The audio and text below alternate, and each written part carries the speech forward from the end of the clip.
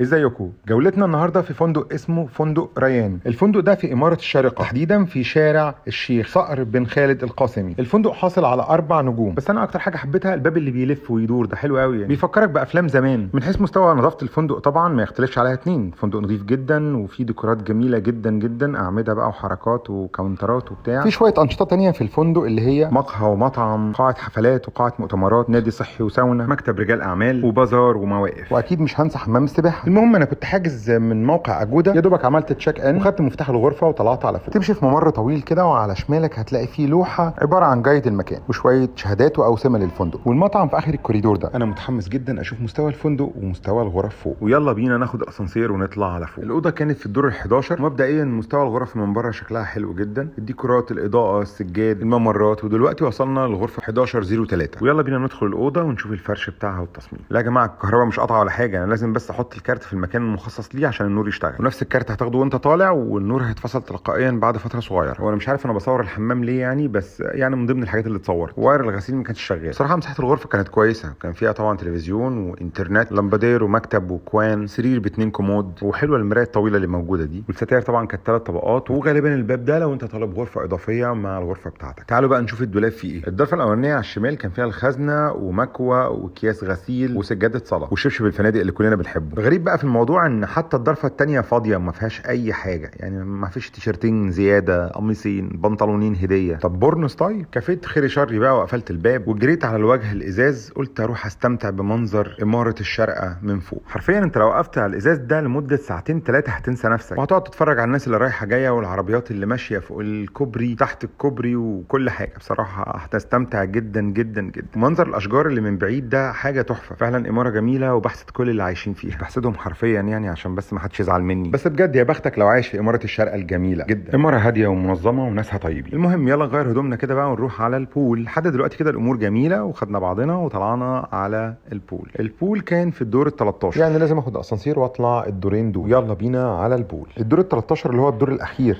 اخر دور في الفندق. في فنادق تانية مش ضروري تعمل البول بتاعها في الروف، بيبقوا عاملينه في النص تقريبا، لانه احيانا بيكون في فنادق 20 دور مثلا يعني او اكتر، فساعات بيعملوا في النص عشان يخدم اللي فوق واللي تحت. دخلة البول ما تطمنش يعني، مش احسن حاجه. بس خلينا نشوف البول شكله عامل ازاي. هم كاتبين ان مواعيد البول من 9 صباحا ل 7 مساء. يا سيدي ما علينا، خلينا نبص على اكتر حاجه شدتني دلوقتي، الفيو من فوق رائع. اما بالنسبه للسويمنج بول فهو كان صغير جدا والميه ساقعه وما فيهوش سخانات، بس نزلت برضو الصراحه. نرجع بقى الاوضه تاني. ريموت التلفزيون مش شغال، والخزنه كان فيها مشكله تقريبا، البين كود كان غلط تقريبا. رحت على التليفون ولقيت زرار مكتوب عليه روم سيرفيس، دوست عليه وكلمتهم طلبتهم وجم حلوا المشكله. اخدت قعدتي واتفسحت ونزلت الشارقه، لفيت فيها واتبسطت على الاخر في ايام الاجازه، وبعد كده عملت تشيك اوت وروحت بالسلام. ودي كانت تجربتي مع فندق ريان في اماره الشارقه الجميله. سلام.